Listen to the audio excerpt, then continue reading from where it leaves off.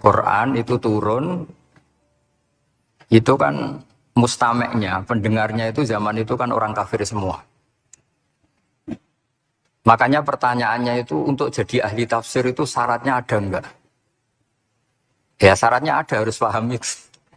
Lalu syaratnya paham itu apa? Untuk Quran itu syaratnya satu, ya dapat hidayat itu. Karena kalau kita pakai standar apapun itu tidak bisa. Karena banyak orang kafir dulu, karena punya pengetahuan yang baik tentang uslubul kalamil Arab, itu Quran turun itu memahami dan faham. Ini termasuk yang diceritakan Shahibus Shahih, yaitu Imam Bukhari. Imam Bukhari itu cerita, ada orang namanya Jubair bin Mut'im, itu kafir. Seorang lagi ya, Jubair bin Mut'im itu kafir. Dia datang ke Madinah untuk negosiasi Asra Badrin, tawanan perang Badar. Delalah, pas itu Rasulullah SAW memimpin sholat maghrib, baca surat Wattur wa kitabim mastur fi raqim mansyur. Si Jubair ini mendengarkan itu kok enak.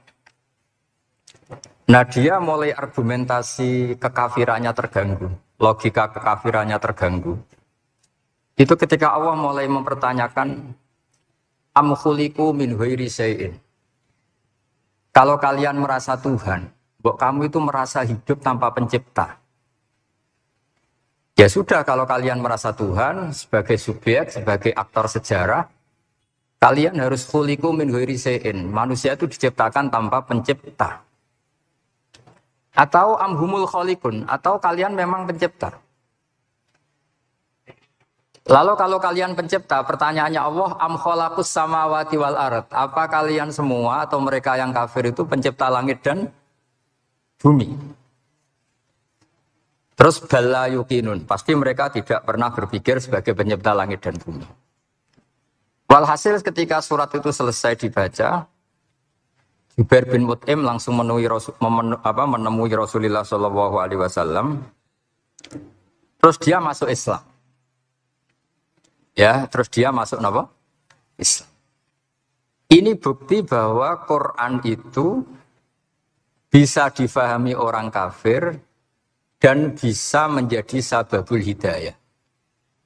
Sebab itu saya pastikan jika Quran itu dikaji orang non-muslim dengan niat belajar, itu harus diberi hak. Wa in ahadum minal musyrikin astajaroka fa'ajirhu hatta yasma'a kalam Allah summa ablihu ma'manah. Jika ada orang kafir minta akad aman supaya dia bisa belajar Quran, harus diberi hak. Karena awal-awal Quran itu saking fasohahnya, saking jameknya, saking jelasnya, bahkan aslama Umar mergo bistimaihi atau bisamaihi ayat Al-Quran. Wa kadzalika aslama Jubair bin Mut'im juga ketika mendengar ayat Quran. Pertanyaannya kan, dia ketika mendengar itu muslim apa masih kafir? Masih apa? Kafir. Dan aslama setelah mendengarkan ayat apa? Quran. Ini nanti saya terangkan secara logika mukjizatnya. Terus ini sekaligus pamit kalian pengurus Menara juga, utamanya Pak Najib, ya Haji Najib. Saya akan suasananya ngaji seperti ini dan insya Allah selalu pakai Bukhari di bab Fadhilul Quran atau Mukjizatul Quran. Nanti setelah niki do ngopi mulai teke itu merap. Ning Jawa itu ribet, niki cara disiplin ngaji wis kriminal. Kok ono kopi, ono ngaji, mesti wong eling kopi sih. Sajane cara disiplin ngaji kriminal. Tapi wong niki boten disiplin dadi dimpun. Kula waca guys. Bismillahirrahmanirrahim. Ini cerita Islamnya Jubair bin Mut'im. Yes, di Bukhari saya juz 3 halaman 193, kalau di Fathul Bari juz 9 halaman 583. Ini nanti ngaji sampai jam 3. Jadi kalau jam 3 top. Kalau yang berketok sampean seneng nanti jam 3. Nah kita ora paham nggih seperempat jam. Nggih, haddatsana al-Humaydi, haddatsana Sufyan, qala nggih qala haddatsuni an Zuhri an Muhammad bin Jubair bin Mut'im an abihi. Qala sami'tu an-nabiyya sallallahu alaihi wasallam yaqra'u fil maghrib bit-tur. Falamma balagha hadhil ayat am khuliqu min ghairi syai'in am humul khaliqun. Terus am khalaqus samawati wal ard bal la yuqinun am indahum khazainu rabbika am humul musaytirun. Kada qalbi ayatiron. Kada meh-meh apa qalbi ati ingsun iku ayatiro yang to terbang apa qalbi. Hampir hatiku itu hilang, nyaliku sebagai orang kafir itu hilang karena argumentasi saya kalah. Kalah itu ya kalah. Jadi karena Allah itu sangat rasional. Saya berkali-kali kalau ngaji bilang Allah itu zat paling fair, paling kalau boleh dibahasakan tuh ngajak kita sangat-sangat rasional. Saya berkali-kali ngaji bilang untuk menafikan Tuhan selain Allah itu Allah cara nantang itu sederhana sekali. Qul ara'aytum ma tad'una min dunillah aruni madza khalaqu minal ardi am lahum syirkun fis samawati. Kalau kalian punya Tuhan selain saya, kata Allah tidak apa-apa. Asal yang kamu tuhankan itu punya reputasi lah. Ketika aku bangun langit itu ya urun-urun tau apa. Melok gawe langit ora, urun semen ora, kok melok jadi pangeran piye. Jadi aruni. Yang kamu pertuhankan Fir'aun Namrud ketika aku bikin bumi itu di mana? Kan tidak ikut. Tahu-tahu lahir di bumi, tahu-tahu sebagai Tuhan. Ini apa-apaan itu. Jadi aruni madza khalaqu minal ardi am lahum syirkun fis sama. Jadi kalau kata Allah, ini yang pikirannya Jubair bin Mut'im, enggak apa-apa kamu tuhankan selain saya kata Allah, tapi am khalaqus samawati wal ard. Apa Lata Uzza Hubal punya reputasi menciptakan langit bumi? Enggak kan bala yuqinun. Lalu Namrud, Fir'aun dan sebagainya am khuliqu min ghairi syai'in. Apa mereka itu lahir sendiri tanpa pencipta? Enggak juga kan? Nah, logika-logika itulah yang menjadikan Jubair bin Mut'im, Sayyidina Umar, Khalid bin Walid banyak yang menjadi masuk apa? Islam. Tapi logika yang dibangun Quran ini kita sudah mulai lupa. Karena tadi surat iki kasihate ngene, sakake Quran. Faqiah mari duwe, Ra'at nyepet nawang mati kan sudah kasihate itu sudah. Jadi bayan arah mati-mati diwacana surat napa? Ra'at. Dia lupa secara fikih itu hukumnya gimana itu? Apa qatil enggak? Ada orang mau mati tidak mati-mati, kamu bacakan Ra'at langsung mati. Ini pembacanya ini qatil apa enggak? Ini harus dibahsul masail di Masjid Menara. Karena sebelum dibacakan Ra'at itu enggak mati-mati, setelah dibacakan mati. Ini kategorinya itu qatlun ambil khata' apa khata' sibul khata' apa. Jadi Quran itu menjadi hilang mukjizatnya kalau kita terus ngomong khasiat. Waqiah terus mari di duwe. Ra'at nyepet nawang napa? Mati. Terus surat Baqarah itu mari tolak napa? Apa terkenalin? Tolak sandat ya? Ya sebetulnya enggak apa-apa tapi yo sakake Qur'ane lah, jangan ya tetap fungsi dasar Quran ya dabaru napa? Ayat. Mungkin kalau terangkan. Di sini kada qalbi ayatira. Kalau waos ya tengene Fathul Bari. Ka'annahu inzi'ajun inda sama'i hadil ayat atau inda sima'i hadil ayat. Kalau maca dua kali karena kalau sampean di guru sing macane simak. Guruku maca simak Gus Bak sama tak waca ping pindho inda sama'i hadil ayat untuk inda sima'i hadil ayat. Li fahmihi ma'naha wa ma'rifatihi bima tantum manathu. Fa fahima al-hujjata fastadrakaha billati fi tabih. Wa dzalika min qawlihi am khuliqu min ghairi syai'in. Terus sampai am khuliqu al-makna am khuliqu min ghairi khaliqin. Wa dzalika la yajuzu. Terus li'anna ma la wujuda lahu kaifa yakhluq. Wa idza batalal wajhani qamatil hujjatu alaihim bi anna lahum khaliqan.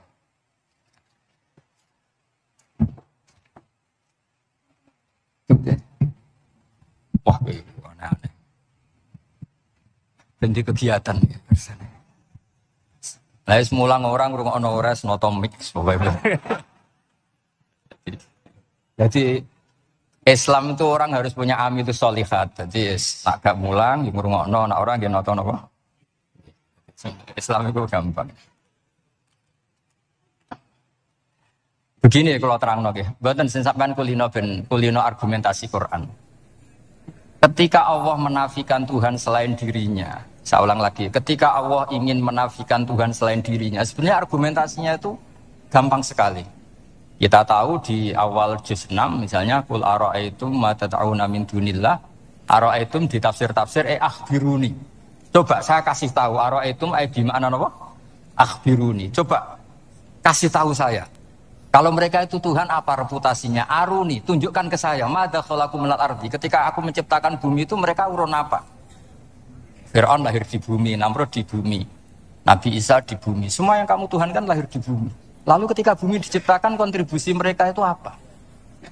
Mbok kalau yang merasa jadi Tuhan tuh mbok yo gawe lah urun. Gampangane iku yo wong iku ana kualifikasine. Nek dadi kiai iku yo tau mutolaah. Tahu ngaji bafael macam-macam lah supaya. Nak jadi wong sugih iku syaratnya ya diwarisan atau pekerja keras kan kabeh ono syarat. Mosok dadi pangeran tanpa kualifikasi. Jadi presiden yang menang di pemilu gitu. Ini jadi Tuhan kok tidak punya reputasi aruni madza khalaqu minal ardi am lahum syirkun bisama. Kok jadi Tuhannya bumi ya reputasinya menciptakan bumi. Lah Jubair bin Mut'im itu orang kafir, saya ulang lagi orang kafir. Terus Allah membombardir dengan argumentasi am khalaqus samawati wal ard. Yang kamu tuhankan apa menciptakan langit bumi? Am khuliqu min ghairi syai'in, apa yang kamu tuhankan itu wujud begitu saja tanpa pencipta. Wos pokoknya dibombardir gitu.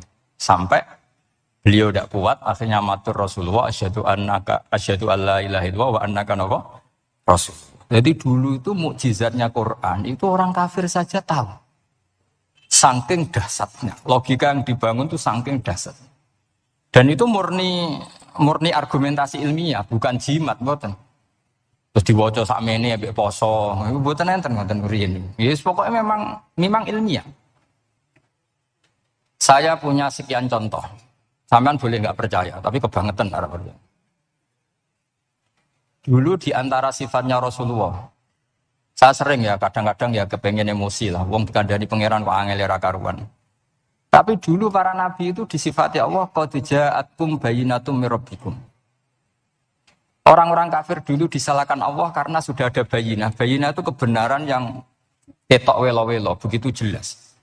Sehingga Allah ketika mensifati kekasihnya yaitu Rasulullah SAW, itu status yang ditonjolkan Allah itu apa? Lam yakunil ladzina kafaru min ahlil kitab wal musyrikin munfakina hatta ta'tiyahumul bayinah itu siapa? Rasulun minallah yatslu suhufam mutahharah. Orang kafir yang ngotot terhadap kekafirannya, baik ahli kitab maupun orang musyrik, itu tidak akan tercerabut dari akar kekafiran sehingga datanglah bayinah. Bayinah itu kejelasan yang benar welo-welo. Siapa itu? Rasulun minallah yatslu suhufam. Nah, benar welo-welo itu karena argumentasinya dibenturkan. Saya ulang lagi, dibenturkan. Saya beri sekian contoh argumentasi yang dibenturkan. Saya berkali-kali cerita kalau ngaji. Lama sekali, ya saya ulang lagi, lama sekali cara berpikir orang kafir, entah kafir Cina, entah kafir Quraisy itu sama. Di mana-mana Tuhan itu penyelesai problem. Pikiran mereka, kalau problem itu banyak ya Tuhannya harus banyak. Makanya ada dewa petir, dewa dewi keberuntungan, macam-macam. Di orang kafir jahiliyah juga sama. Ini Tuhan spesialis hujan, ini Tuhan apa, sesuai fungsinya. Sehingga ketika Rasulullah itu datang membawa konsep satu Tuhan, mereka protes. Disebut aja'alal alihata ilahaw wahida inna hadza la syai'un ujab. Masa Tuhan satu, padahal problem kita ini banyak. Inna hadza la syai'un ujab, ini aneh. Tapi Nabi secara telaten adu argumentasi. Kalau kamu sebagai pembantu, sebagai budak, lalu majikan Anda banyak, semuanya punya perintah yang beda-beda. Kamu suka apa enggak? Ya enggak suka Muhammad. Enak mana majikan banyak sama majikan satu? Ya enak satu. Tuhan kamu itu majikan kamu. Kalau Tuhan kamu majikan kamu, kalau Tuhannya banyak, perintahnya beda-beda, habis kamu. Ya sudah, Tuhannya satu saja. Itu namanya bayinah. Bayinah itu argumentasi yang enggak terbantahkan. Nah, itu yang disebut hatta ta'tiyahumul. Itu disebut doroba wa mathalar rojulan fihi syuraka umutasyakisuna wa rojulan salamal lirojul. Hal yastawiyani masalah alhamdulillah. Jadi ketika mereka dijak argumentasi, oke mat, kalau majikan banyak itu gak enak, enak majikan satu. Warabbukum sayyidukum, Tuhan kamu itu majikan kamu, maka enak satu. Oke Muhammad, kita terima konsep itu. Alhamdulillah akhirnya mereka Islam. Nah sekarang enggak, berjuang ngamuk ya. Enggak logika itu rapati gelem. Nah, begitu juga tentang syarik. Saya berkali-kali kalau ngaji cerita. Saya sebagai manusia mungkin atas nama hati saya sering tidak ikhlas. Tapi atas nama ilmu itu saya ikhlas terus. Enggak pernah tidak ikhlas atas nama ilmu. Saya beri contoh, sampai aku pengen ikhlas permanen. Meskipun aku sepotonganmu ora ikhlas, tapi ini kan latihan, jenenge latihan. Nah ini saya beri contoh, nanti setelah pulang ngaji ini pasti ikhlas. Secara ilmu paling enggak. Ya saya ulang lagi secara hati, segera roh hati, banyak kepentingan jenenge hati. Lama sekali kita ikhlas mengatakan ini putih, ya kan? Kertas ini putih apa hitam? Putih. Kamu ikhlas enggak? Ikhlas kan? Enggak ada yang bayar kan? Kamu mengatakan putih kan enggak tak bayar. Terus peci saya ini orang pasti sepakat ini hitam. Dan lama sekali orang mengatakan ini hitam. Tanpa ada yang gaji. Nah kenapa kita ikhlas? Karena memang faktanya ini putih. Sehingga kita katakan putih. Peci hitam, faktanya juga hitam. Sehingga kita katakan. Pertanyaannya, kenapa ketika Allah kamu katakan Tuhan, kamu udah ikhlas? Padahal kamu mengatakan ini putih-putih, gak ada yang gaji juga mau. Alasannya apa? Karena ini fakta. Dia betul. Sekarang Allah Tuhan itu fakta apa enggak? Fakta. Loh kenapa untuk mengatakan Allah Tuhan kamu nunggu opah? Lha iku ngawur ta ora cara ilmu? Mboten ngawur mboten. Ngawur kan? Harusnya kalau mengatakan fakta itu yang ikhlas. Putih kita katakan putih, hitam kita katakan hitam meskipun enggak ada yang bayar. Nah itu ilmu. Maka kalau kita dengan ilmu nyembah Allah mesti ikhlas. Ya Allah memang kau Tuhan ya tak sembah. Atas nama ilmu loh saya ulang lagi, atas nama. Tapi kalau atas nama hati, Gusti nggih nyembah Gusti nyuwun opah lah kalau ini kan. Maksudnya ku yo piye no, dadi ribet. Makanya di bab fakta itu Allah ngendikan waman azlamu mimman abadani li jannatin aw narin. Laulam akhluq jannatan wala naron alam akun ahnan al-uto'ah. Siapa yang lebih zalim ketimbang orang yang menyembah saya yang karena takut surga atau ingin masuk surga atau takut neraka. Andaikan saya sebagai Tuhan tidak menciptakan surga atau neraka, apa terus saya tidak dituhankan? Umpama pangeran ragai swarga neraka itu tetap pangeran toh. Tetap pangeran kan? Jadi ilmu itu beda dengan rasa. Ilmu itu pasti objektif. Nah, dulu saya ulang lagi, orang kafir itu dijak begitu itu mau. Sehingga ketika mereka Islam hari pertama saat itu juga langsung ikhlas karena logikanya permanen. Saya beri contoh. Orang kafir itu kan pernah nganggap fungsi Lata, Uzza, Hubal, Manat itu setingkat sama Allah. Padahal mereka oleh mereka dianggap syarik, dianggap setara, dianggap mitra, dianggap sederajat dengan Allah. Sehingga mereka diceritakan Allah, balhum qaumu ya'dilun. Mereka komunitas kaum yang menyamakan selain Allah dengan Allah. Padahal gak mungkin kan, selain Allah setara dengan Allah kan gak mungkin. Iku dulu lan nerangno kangelane sak pole. Cara gurune kuwi. Gurune Kanjeng Nabi Muhammad sallallahu alaihi wasallam. Iku nerangkan sekali itu orang kafir paham semua dan semuanya masuk Islam. Itu hebatnya bayinah hatta ta'tiyahumul bayin. Nabi cara nerangkan diajari Allah begini. Misalnya saya kerja keras, kemudian beli Innova. Ya, atau adol warisan beli Innova. Kemungkinannya kan kerja keras atau warisan. Utawa ngerayu mertua kelar tuku Innova. Kemungkinan itu. Sing rada dake itu jalur pintas ngerayu mertua. Lewat bojone maksudnya. Semacam-macam lah. Apapun itu ciri khas pemilik itu enggak ingin orang lain itu setara dengan dia. Kowe kerja keras nabung puluhan tahun beli Innova, kemudian teman kamu udah ikut beli, cara menguasai Innova itu sama dengan kamu. Nak nyiler atau pamit atau bensin ini, enak ide. Kowe mangkel gak kira-kira? Kamu punya rumah, sono wong mlebu slonang-slonong kayak pemilik, kamu mangkel gak? Mangkel. Nah, Allah cara membuat tamsil itu ya begitu. Halakum mimma malakat aymanukum min syuraka'a fi ma razaqnakum fa antum fihi sawa takhafunahum ka khifatikum anfusakum. Coba kalau kamu punya barang, kata Allah, kamu punya barang, punya sesuatu. Dan itu milik kamu. Karena kamu yang beli. Kemudian ada orang lain yang cara memilikinya sama dengan kamu. Mau enggak kamu seperti itu? Ya enggak mau Muhammad, ini milik saya kok ada orang lain yang merasa setara dengan saya, enggak mau saya. Kalau orang lain mau pinjam ya harus ngemis-ngemis lah. Harus dodok-dodok. Ya seperti itu Allah itu bumi itu yang menciptakan Allah sendiri. Kemudian kamu menyertakan orang yang tidak ikut menciptakan setara dengan Allah. Ini apa-apaan? Oke, Mat. Kalau gitu Allah la syarikalah. Jadi itu tamsil apa? Saya ulang lagi ya. Kalau kamu beli Innova, mau nggak ada orang lain yang cara menguasai Innova itu setara dengan kamu? Mau nggak? Nggak mau kan? Bahkan istri saja nak nganggu kudu pamit. Nah lagi nengan, arah nengan ya boleh. Tapi apapun itu kan tetap saja harus pamit. Harus prosedur, namanya tidak ikut punya. Nah itu kemampuan ini yang mulai hilang di umat Rasulullah. Jadi Nabi itu punya fatona. Fatona itu kecerdasan untuk memberi penjelasan. Disebut orang kafir itu tidak akan infikak, tercerabut dari cara berpikir mereka. Munfakin hatta ta'tiyahumul. Lah bayinya itu siapa? Rasulun minallah yatlu suhufam mutahhar. Jadi Nabi itu kalau memberi penjelasan itu gampang sekali. Baik itu penjelasan akidah maupun penjelasan fikih. Dulu di Medina itu abkhosun nasi kailan. Orang Madinah itu orang paling curang kalau dagang dulu sebelum Rasulullah datang. Jika misalnya mau beli pelem itu mangga itu, pentil ya dihitung pelem.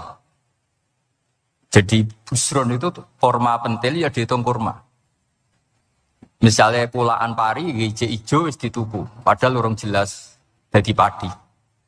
Dan nanti kalau kena badai angin, ya sudah, apa itu uang itu nggak kembali. Ketika Rasulullah datang, Nabi mau tanya, "Tunggu tuku apa? Tumbas pelem. Sekarang satu pohon pelem dituku 2 juta, itu rego pelem tar rego pentil." Mbak sampean jawab ya? Pentil kan gak ono regane, sakmene nih. Nggak ketika dibayar 2 juta itu rego pentil apa rego pelem? Pentil loh, ketika pentil sakmene dituku 2 juta satu pohon itu rego pelem atau rego pentil? Pelem kan? Sekarang faktanya pentil apa pelem? Pentil. Makanya Nabi terus tanya, "Qul ara'aitum in mana'allahu as-samrah fa bima yastakhilu ahadukum mala akhi." Banyak tak apa loh hadis-hadis. Andai kan nanti pentil ini kena angin, kemudian 2 juta itu bayari apa coba? Diarani bayari pelem rantuk pelem, dibayari pentil kok regane 2 juta, dipangan yo ora kena. Akhirnya wong Madinah sadar betapa buruknya sistem perdagangan mereka. Wong pentil kok diregani 2 juta. Semenjak itu ada fikih boleh jual pentil itu ba'da budui sholahiyah setelah jelas-jelas jadi pelem. Paham ya? Dan Nabi cara nerangkan gampang. Fabima yastakhillu ahadukum mala akhi. Lalu alasan halal itu apa? Kamu mengambil uang 2 juta atas nama apa? Atas nama pelem ya Rasul di peleme. Atas nama pentil, mosok pentil regane 2 juta. Jadi akhirnya orang Madinah sadar semenjak itu tidak jual buah-buahan qabla budui sholahiyah sebelum kelihatan berstatus napa? Tamroh buah. Jadi Nabi itu orang yang kalau menjelaskan itu gampang sekali. Dulu itu Nabi pernah dibully orang Bedui. Nabi pernah ngendikan la adwa wala tiarota wala hamah. Tidak ada penyakit menular. Ya ada orang Bedui itu iseng. Iseng itu ya iseng. Ada unta gudigen, dijejero unta waras. Akhirnya sing waras melok gudigen. Si Bedui ya rada kurang ajar. Rasulullah ditimbali. Ya rada kacau ngene. Alhamdulillah agak orang kudus nih. Ya Rasulullah katanya engkau tidak ada penyakit menular. Ini onta ini tidak gudigen. Tak jejeri yang gudigen ikut gudigen. Terus Nabi banget pinter ya. Dikira Nabi itu kan kalah. Nabi jawabannya enak. Paman a'dal awwala. Semua rawi membaca al-awwala. Mongko te sapa ada maringi nular sapa man al-awwala sing pertama. Ya nek iki jarimu ketularan iki, lha iki ketularan sapa? Sing pertama gudiken. Wah iku asli lah ya maksudku ya sing iki. Jadi Nabi itu gak pernah kalah kalau argumentasi. Nah sekarang banyak umatnya Nabi, tambah soleh itu tambah rapati iso mikir biasanya. Makanya Mbah Mun terkenal bikin jargon zada khuzuan, zada jalan. Karena kemampuan fatona itu juga harus diwaris. Saya beri contoh ini ngaji hujah, ini masih ngaji tentang Quran. Biar kamu tahu kualitas Quran itu mukjiz betul. Ini tak bacakan dua kitab yang permanen itu Bukhari. Saya bawa usul fikih yang dikarang Abu Bakar Al-Baqilani, gurunya Imam Haromen. Jadi mbah gurunya Imam Ghazali. Imam Ghazali ngaji Imam Haromen. Imam Haromen ngaji namanya Syekh Abu Bakar Al-Baqilani. Itu orang top, orang terkenal sekali. Itu ngarang kitab namanya I'jazul Quran, itu yang dipakai hampir semua ulama itu. Saya pernah belajar itu pas musim haji. Saking sakralnya kitab itu tak baca berkali-kali pas musim haji, I'jazul Quran. Orang kafir itu kan otaknya sudah error. Tapi kandanannya angel. Dan itu kalau kita salah ngelola argumen itu bisa kalah ya. Saya beri contoh. Ketika Nabi Musa memaklumatkan sebagai nabi, itu Fir'aun tanya, "Wama Rabbul Alamin?" Lalu Tuhan Rabbul Alamin itu siapa? Jawabnya Musa ge normatif, Rabbus samawati wal ard, yang nuhani langit dan bumi. Fir'aun enak aja gampang. Ma'alim tulakum min ilahin wiri. Saya jalan-jalan kemana-mana yang dituhankan di bumi saya. Berarti ya saya Tuhan. Soal kemungkinan Tuhan di langit, terus Haman dipanggil. Haman itu arsitekturnya Fir'aun. Ya Haman ibnili sorkhal la'ali abluhul asbab samawati fa'attoli'a ila ilahi Musa. Haman, bikinkan piramida yang tinggi supaya saya bisa melihat Fir'aun. Tuhannya siapa? Musa. Wa inni la'adzunuhu kadziba. Diulang beberapa ayat. Ada yang wa inni la'adzunuhu minal kadzibin, itu ada beberapa ayat. Musa kan kaget. Wah ini nak piramida jadi Fir'aun munggah mesti roh pengiran. Maksud saya aku nabi atau roh langsung pemenang santri dah barang arah roh.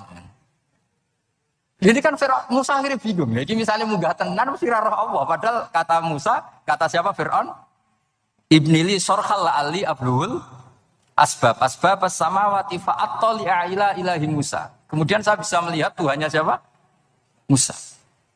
Wah jari Musa, wah perono ya. Nak munggah tenan tetap roh Allah, jari Allah gak ono. Wong Fir'aun wis kadung geblek. Angger gak roh berarti gak ono. Apa yang dilakukan Nabi Musa? Beralih argumen. Saya ulang lagi, beralih argumen.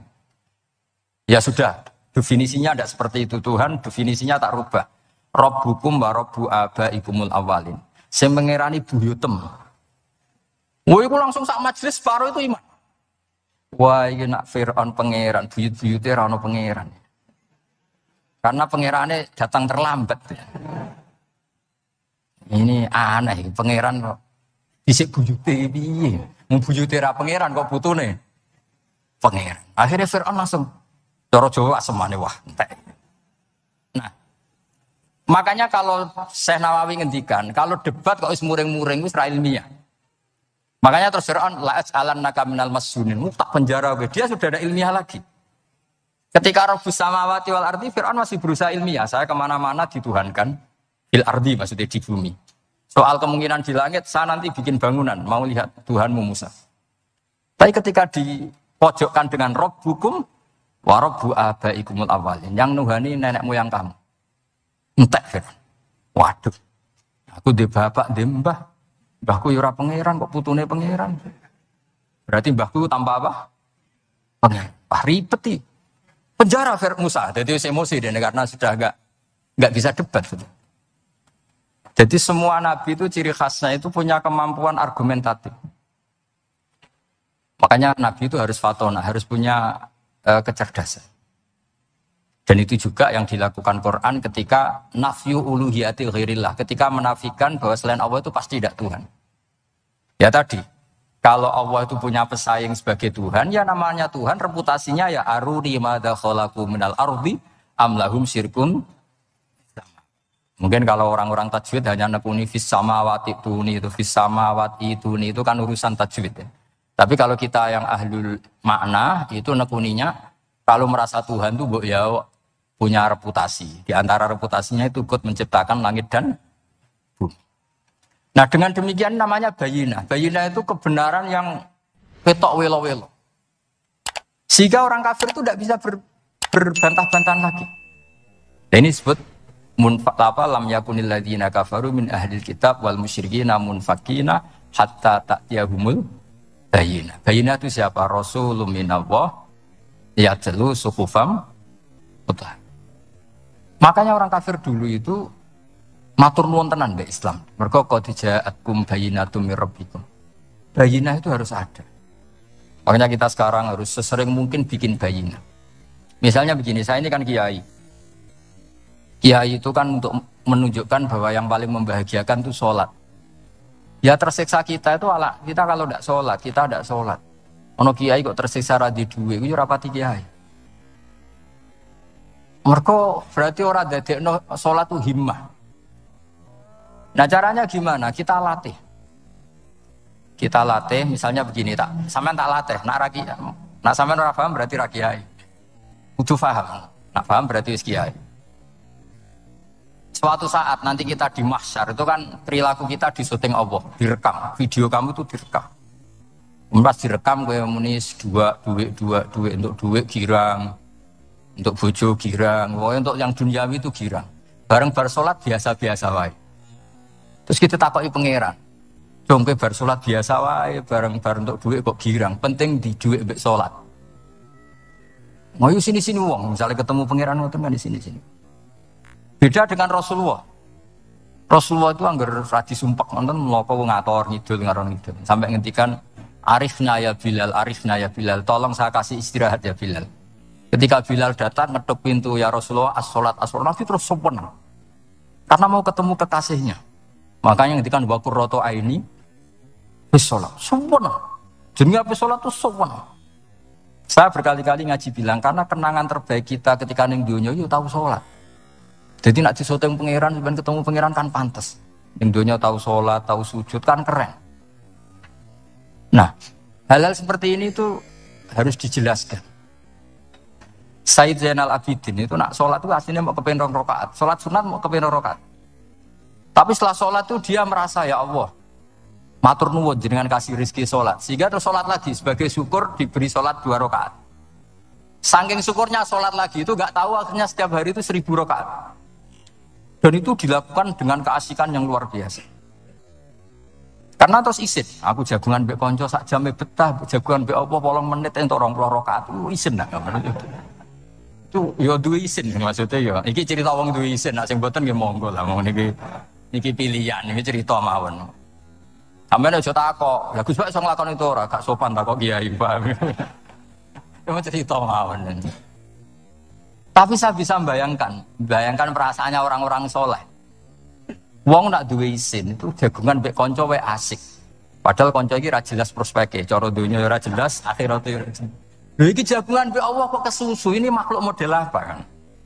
Hamba model apa? Lho Kanjeng Nabi itu sampean tak critani. Garwa paling disenengi Sayyidah Aisyah. Wayu rawan. Siddiqah lare. Ini ku Sayyidah Aisyah saking kepinginnya dikumpuli Nabi niku nak Nabi sholat malam niku turun ning ngarepe. Ya turun ning ngarep. Nabi ku mboten gaya kok sampeyan dinggon sholat khusus mboten nggih salate nggih tenggene gen sarine. Sane kan kada kaji-kaji sugih ana ruang sholat. Ana sajadahe, ana tasbih komedi. Gaya tok. Kalau bolak-balik dolan wis sugih-sugih. Monggo Gus nggon pesolatan. Wah, iso ambu malaikat 12 gak ono yakin. Gaya tok wis. Aku elek-elek yo gawa Quran mampu lah, ana malaikat ora mampu. Potongane wis 11.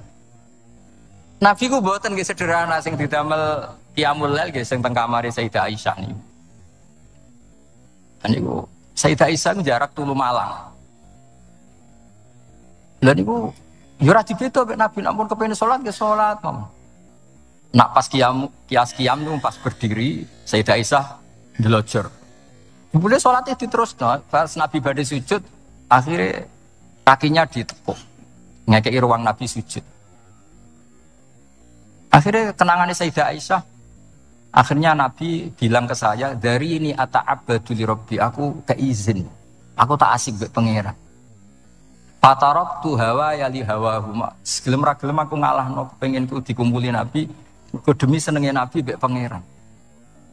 Iso sampai ini tahajud ngenteni nenengan mbek bojo. Wong bojo elek kok ninggalo tahajud iki. Wet tenan jelas. Dan ini anak bojone ayu malah ra tau napa?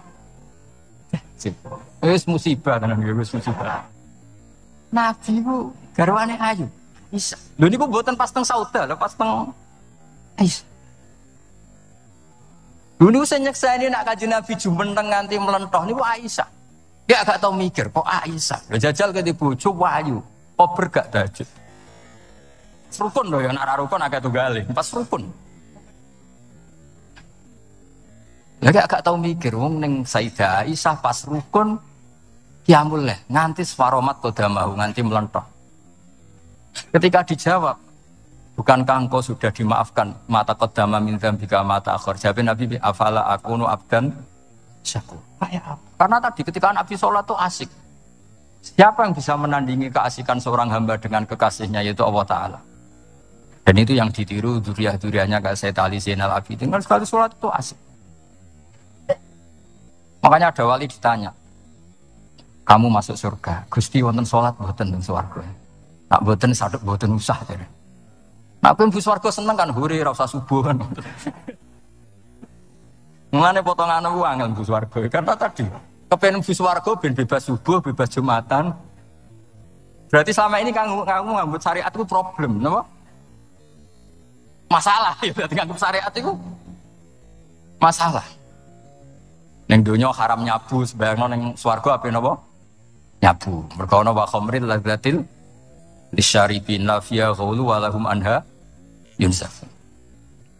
Jadi orang-orang baik itu ukurannya itu, makanya saya bilang mungkin kita tidak ikhlas secara hati karena hati kita ya taqallab mulak malik, tapi kita harus ikhlas secara ilmu. Ya, ikhlas secara apa? Ilmu. Ya itu tadi caranya, saya ulang lagi ya. Kamu mengatakan ini putih-putih kan tidak ada yang bayar kan? Paham ya? Karena ini fakta. Dan sekarang Allah jadi Tuhan itu fakta apa enggak? Fakta. Kenapa kamu mengatakan Allah Tuhan nunggu dibayar surga? Itu memalukan apa enggak? Nah di bab ilmu kita harus ikhlas. Meskipun hati kita sebagai manusia mungkin tidak ikhlas. Ini fatwa Imam Ghazali. Jadi ilmu itu segala-galanya. Makanya disebut fa'lam annahu la ilaha illallah. Bukan fas'ur. Fas'ur itu rasakan kalau Allah itu Tuhan. Enggak, tapi fa'lam. Karena kalau rasa itu kan tawakal tok, orang mergawe ora di duit. Padahal pokoknya rasa itu kadang ya umat tawakal, kabeh ku pangeran. Tapi kadang-kadang tawakal tok orang mergawe ya kere ini. Iya, ujug-ujug muni ngono. Padahal ya Islam, kadang ya tamatan madrasah ngomong ngono. Karena ati sing ngomong ngono iku ati. Lesan kan hanya terjemahan, hanya penerjem.